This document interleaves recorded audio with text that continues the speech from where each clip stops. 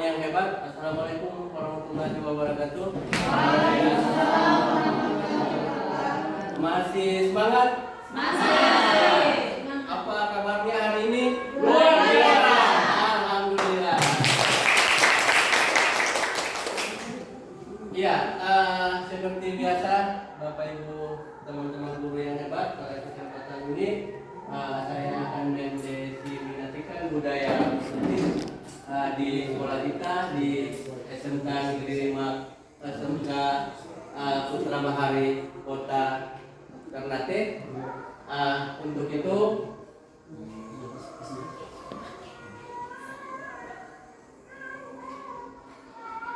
satu arah saja dari belakang satu arah. Ya, baik. Ini merupakan konsep pengembangan budaya positif, di mana ada 6 poin. Poin yang pertama yaitu perubahan paradigma. Yang kedua yaitu konsep disiplin positif. Yang ketiga konsep keyakinan kelas. Yang keempat kebutuhan dasar manusia. Yang kelima itu ada 5 posisi kontrol sebagai guru, dan yang keenam segitiga restitusi. Ya, baik. Siapa teh? Sekarang terakhir pengen. Pak kasar pite tadi siap. Stop spasi. Ya, biar tahan. Pada perubahan paradigma berkaitan dengan profil pelajar Pancasila, ada 6 item di dalamnya, yaitu bisa Bapak Ibu lihat ada ketakwaan sampai dengan poin ke-6 yaitu mandiri, di mana perubahan paradigma ini stimulus respon untuk membangun budaya yang positif di sekolah perlu menyediakan lingkungan yang aman dan nyaman agar murid-murid mampu berpikir, bertindak, dan menciptakan merdeka, mandiri, dan bertanggung jawab. Salah satu strategi yang perlu ditinjau ulang adalah bentuk disiplin yang dijalankan selama ini di sekolah kita. Nanti baru sama-sama kita lihat. Saya berpindah di slide berikutnya. Ya, pada poin kedua kita berbicara tentang disiplin positif. Konsep disiplin positif merupakan unsur utama dalam terwujudnya budaya positif yang kita cita-citakan di sekolah. Yang pertama, untuk menghindari ketidaknyamanan atau hukuman. Yang kedua, untuk mendapatkan imbalan atau penghargaan dari orang lain. Dan yang ketiga, untuk menjadi orang yang mereka inginkan dan menghargai diri sendiri dengan nilai-nilai yang mereka percayakan.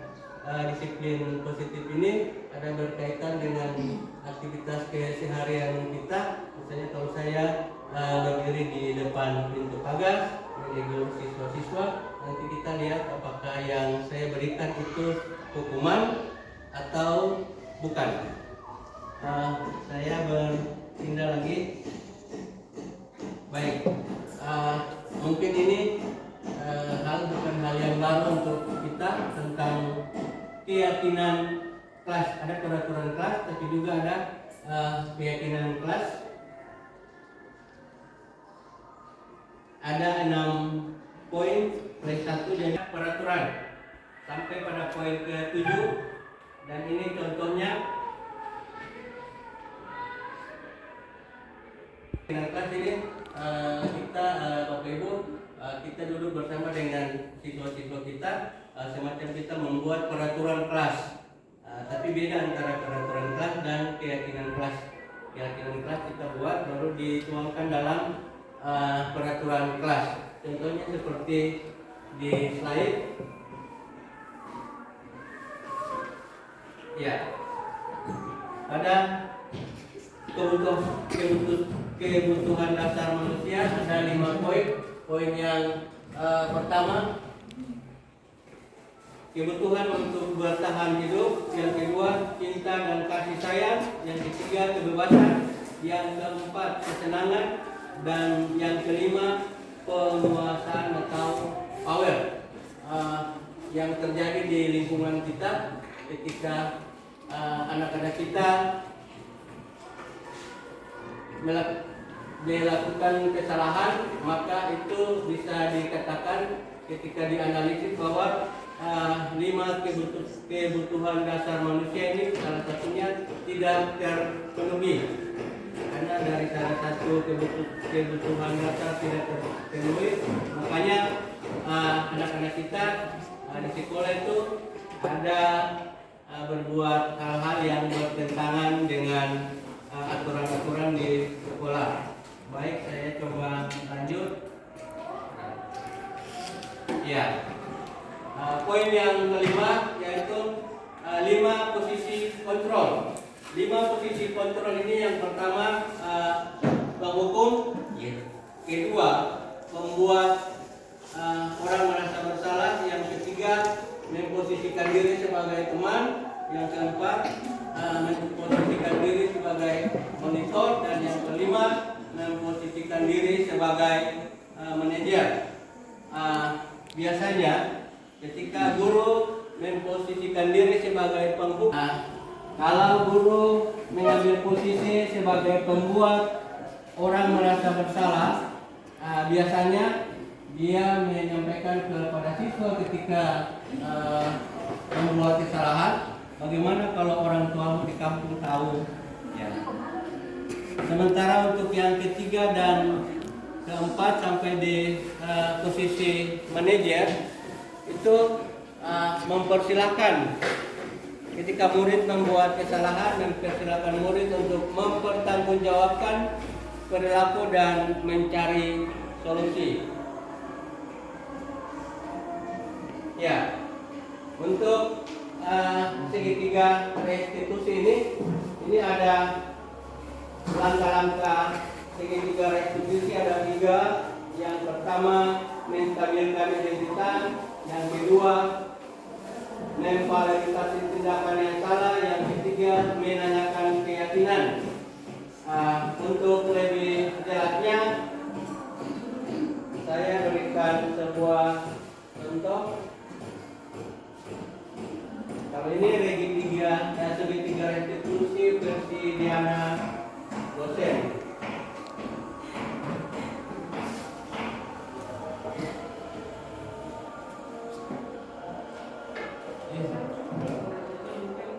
Jaringan Pak. Jaringan itu tidak. Ya.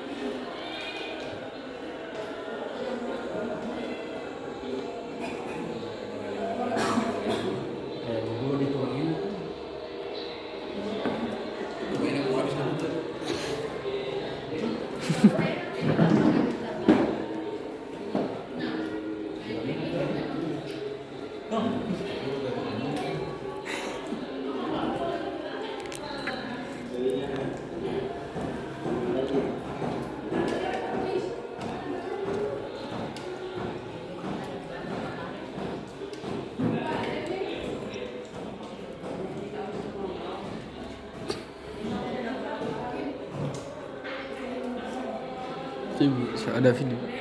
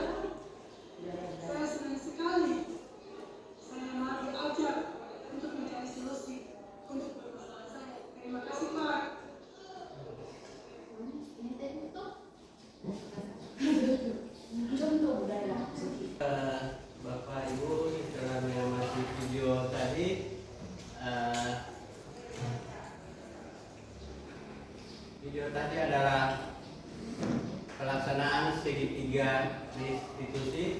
Langkah-langkah pelaksanaan restitusi sebagai berikut: menstabilkan identitas. Kalau tadi Bapak Ibu guru hebat dia pertama siswa yang bersangkutan itu tidak melaksanakan piket tapi ke kantin cari makan. Setelah itu saya pada waktu bertugas sebagai guru piket, setelah mengontrol ada laporan bahwa ada siswa yang tidak melaksanakan tugas piket, tapi malah menghindar ke kantin cari makan. Lalu saya mengikuti siswa tersebut, maka langkah itu dia masuk pada kategori yang pertama, menstabilkan identitas. Setelah saya komunikasi, saya ajak siswa ke ruangan saya, ada komunikasi lanjut, sehingga ada sebuah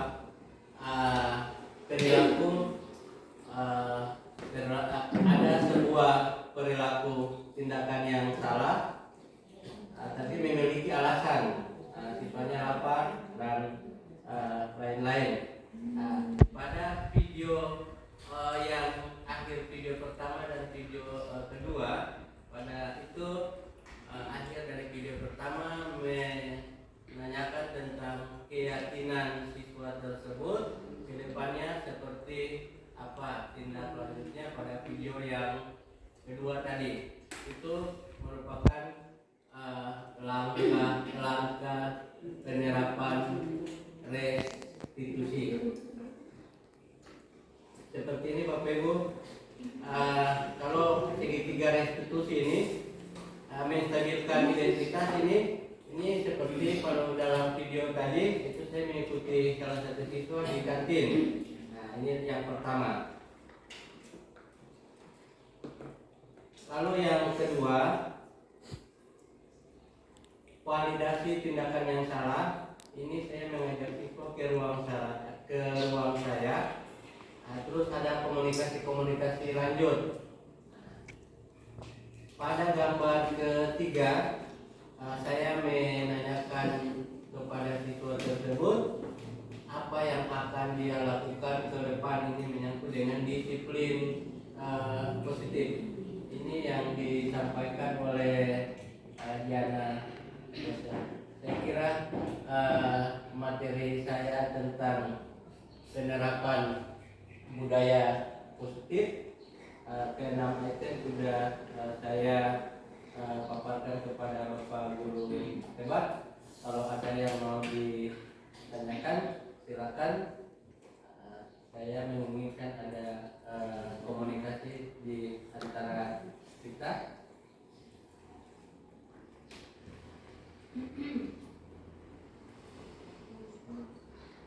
Ada Pak? Ya. Silakan Pak. Kalau tadi di contoh tadi itu kan hanya satu siswa ketika dia melakukan kesalahan. Kalau bagaimana cara menyelesaikan masalah tadi yang dicontohkan tadi dengan siswa yang banyak, ya, dengan siswa yang banyak yang membuat kesalahan, kemudian dari segitiga restitusi tadi, kira-kira penyelesaiannya seperti apa? Iya, baik. Terima kasih Pak. Luar biasa pertanyaannya. Mungkin ada yang mau share pendapat? Ya, baik. Untuk poin yang ditanyakan oleh Bapak Guru hebat, poin ke-6 tentang restitusi, penerapan restitusi, kalau saya kaitkan dengan poin ke-5, posisi kontrol. Posisi kontrol kalau dikaitkan posisi ke-6 tadi, saya mengkaitkan dengan poin ke-5, posisi kontrol. Posisi kontrol di sini ada 5 bagian, 5 poin. Penghukum, pembuat orang bersalah, memposisikan diri sebagai teman, monitoring dan manajer. Terus kalau misalnya Bapak Guru hebat tanyakan bagaimana kalau yang membuat kesalahan lebih dari 1 orang. Kalau yang membuat kesalahan lebih daripada 1 orang, maka sebelum kita jauh menganalisis, maka kita analisis ini dulu posisi penempatan kita di sini sebagai apa? Apakah kita bertindak, posisi guru bertindak sebagai penghukum karena kita melanggar aturan, ataukah posisi kita menempatkan posisi kita sebagai pembuat orang merasa bersalah, posisi teman, atau monitoring, atau mungkin manajer. Kalau 1 orang berbuat kesalahan, 2 orang berbuat kesalahan, kalau saya kembali ke sini, ini sebenarnya kita sudah sering lakukan Bapak Ibu. Misalnya kalau saya berdiri di depan pintu gerbang ketika siswa terlambat, mungkin masuk kategori penghukum karena biasanya responnya itu pakai kata-kata patuhi, kata tertib, seperti itu ya. Misalnya kalau kita terlambat berarti kita memilih 20-30, itu sebenarnya dia masuk pada posisi kita sebagai penghukum, karena kita selalu menggunakan kata-kata tertib atau patuhi seperti itu. Kalau kita menempatkan diri sebagai membuat orang merasa bersalah, berarti biasanya memakai stimulusnya pakai kata-kata ini. Jadi kalau kita sekolah-sekolah, orang tua di kampung setengah mati cari duit, panjat kelapa, miring dan orang tua tak miring-miring. Bagaimana kalau orang tua tahu kalau mau tidak mengumpul, jadi ternate padahal mau ini sekolah-sekolah. Berarti kita mengikuti diri sebagai membuat orang lain merasa bersalah. Dan posisi teman juga ada. Ini banyak individu sering memposisikan diri sebagai teman, ya kan? Iya. Kata-kata stimulus juga ada ini.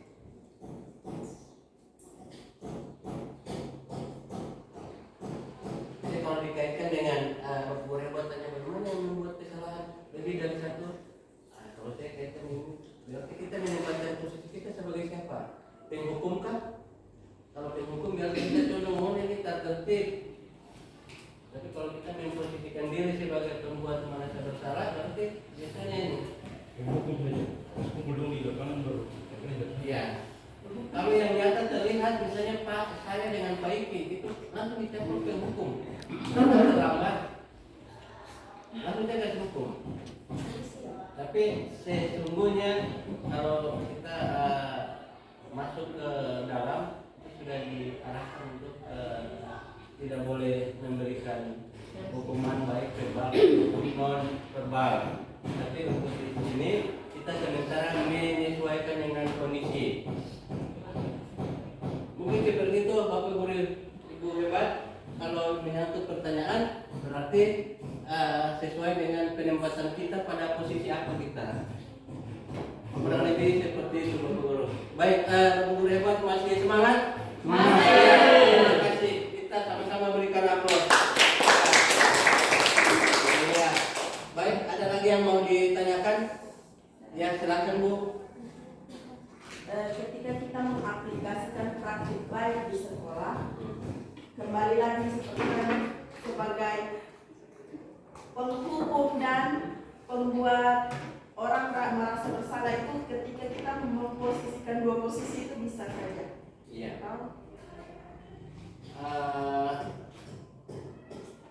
Kalau pelajari, saya kesini juga untuk berbagi dengan Bapak Ibu.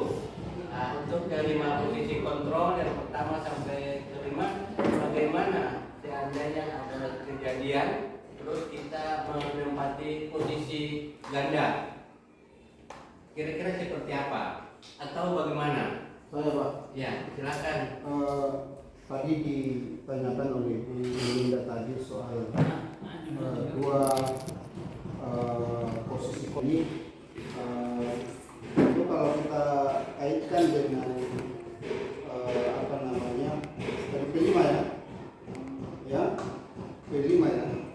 apa namanya? Praktik Praktek baik ya. praktik Baik. budaya positif. Ya, budaya positif. Maka penghukum itu bukan sekedar untuk injustice, ya, bahwa you salah dan you buat kesalahan dan tapi penghukum itu maknanya adalah bagaimana memberikan pelajaran agar supaya kesalahan yang dibuat itu, ya, kesalahan yang dibuat itu tidak akan berulang. Ya, begitu juga membuat orang merasa bersalah. Membuat orang merasa bersalah itu dengan pertanyaan-pertanyaan yang bisa mempengaruhi jiwanya. Yaitu apa? Kita misalnya, you tidak pernah hadir di sekolah.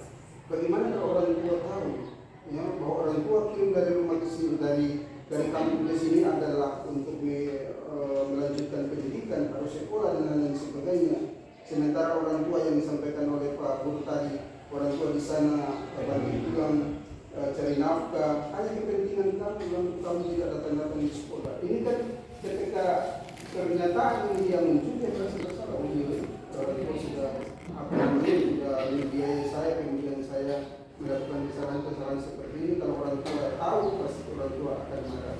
Maka ini akan menjadi tadi menjadi pembatas, dia tidak lagi untuk melakukan kesalahan ini. Mungkin itu Pak Guru saya sanggah. Terima kasih. Iya, silakan Bu. Saya bermaksud seperti tadi yang kita jelaskan, untuk praktik budaya positif ini kita sebagai guru posisikan sebagai pembuat orang merasa bersalah. Sudah ditanyakan ketika kamu saya hukum untuk bersihkan WC, gitu kan, posisinya berarti dia menjadi penghukum dan pembuat orang merasa bersalah. Maka itu bisa dalam praktik budaya positif atau? Iya, baik Ibu. Jadi ditanyakan Ibu ini apakah dalam pelaksanaannya posisi kita guru bisa posisikan dan tidak? Artinya menghukum sekaligus membuat orang merasa bersalah. Pada teorinya, ketika siswa itu membuat kesalahan, biasanya kita bukan tapi semacam kita urut dengan peraturan. Setelah itu kalau dikaitkan dengan Ibu email sampaikan, bisa ya, karena faktanya ada siswa diberikan hukuman itu bukan satu, setelah dibina diberikan sapu, diberikan cuci WC. Jadi kalau pertanyaannya bisa tidak, jawabannya bisa Bu. Tapi tergantung kondisi. Kalau bisa saya ikut pelatihan hampir 3 bulan, memang ditekankan untuk kita tidak boleh lagi menerapkan kekerasan di sekolah, baik itu fisik ataupun non fisik. Cuma kalau yang sementara terjadi di sini, ini namanya kita beradaptasi dengan kondisi. Pada waktunya, pada saatnya juga masih ada perubahan. Tidak ada yang tidak berubah. Ini persoalan waktu dan persoalan kondisi. Mungkin dari saya seperti itu Ibu, kalau jawabannya bisa. Saya lagi tambah sedikit. Ya boleh, silakan Pak. Serius nih. Ibu Melinda tadi, saya pikir bisa, karena itu bukan bagian dari kekerasan sebenarnya, tapi bagian dari memberikan pembelajaran kepada pembuat kesalahan itu supaya dia menjadi cerah. Saya besok tidak terlambat lagi nih. Kalau terlambat saya akan cuci kamar mandi lagi atau cuci WC. Maka dia sudah menjadi jerah bagi dia, dan dia sudah menjaga itu supaya besok tidak terlambat dan melakukan kesalahan-kesalahan lainnya. Itu bagian dari praktek baik juga saya pikir. Tentang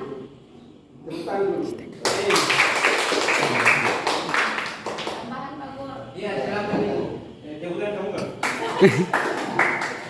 Ayo silakan Ibu. Kembali di slide yang tadi pertama. Mulai dari awal.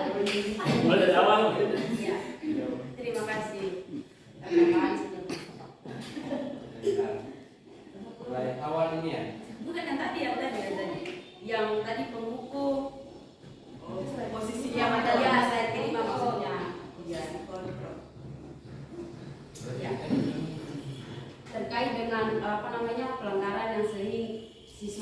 lakukan misalnya datang ke gambar, kemudian jam kelas itu kalau secara hukum itu dia masuk di hukum pidana.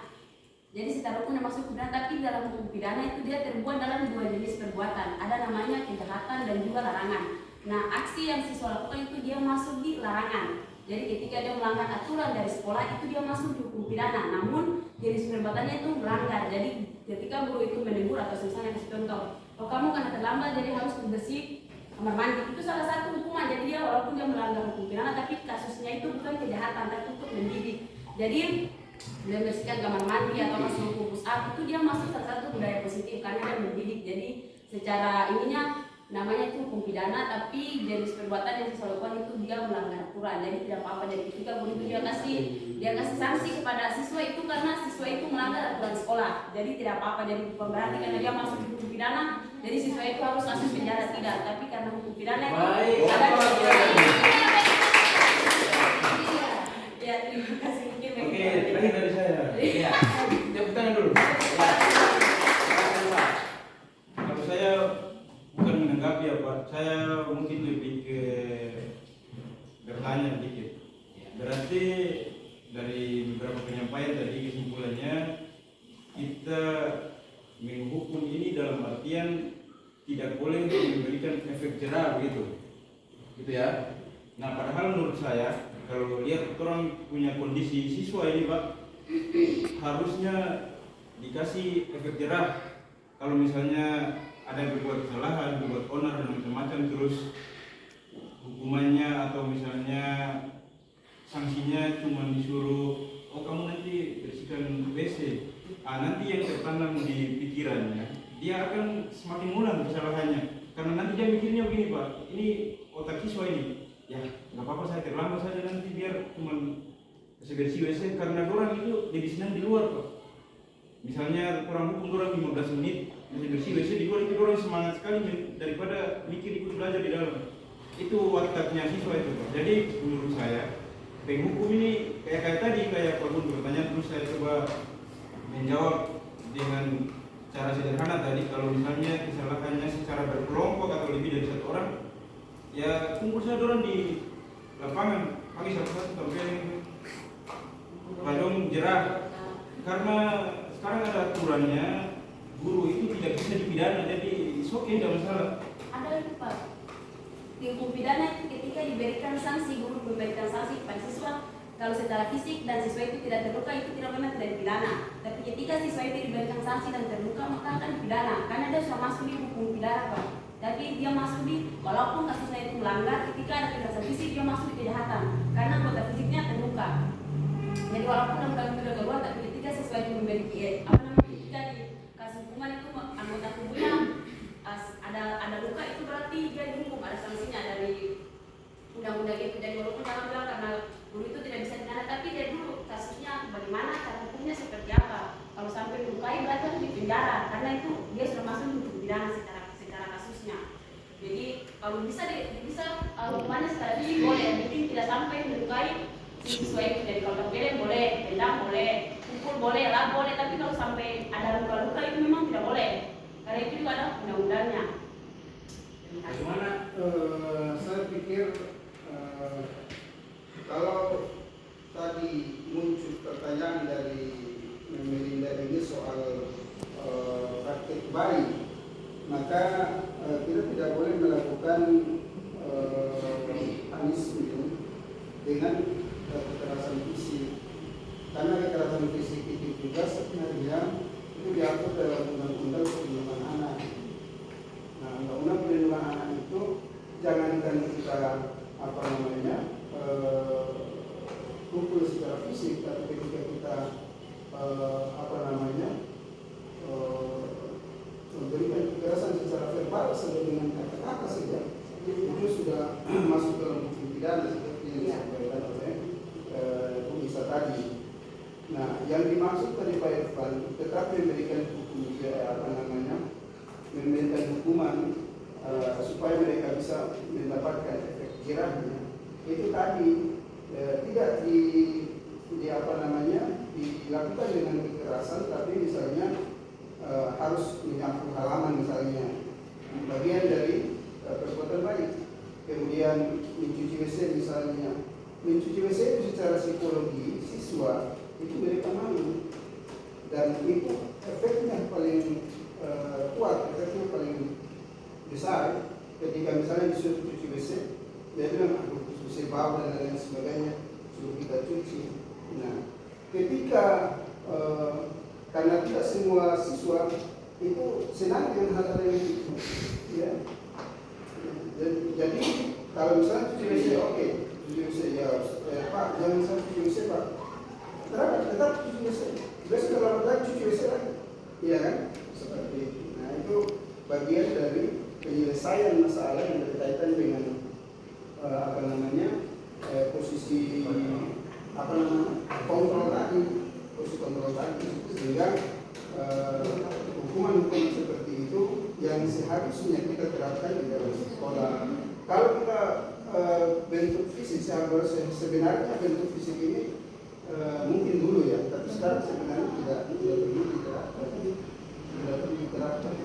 Cuma tinggal bagaimana kita bisa memberikan statement-statement secara verbal kepada mereka agar supaya mereka bisa sadar dan lain sebagainya. Karena kalau kita melakukan hanya 1 kali, 2 kali, 3 kali belum tentu mereka paham. Ya, tapi kalau misalnya berulang-kali kita ingatkan kepada mereka, maka mereka pasti akan paham. Itu akan berpengaruh dengan psikologinya. Mungkin itu Pak Bu.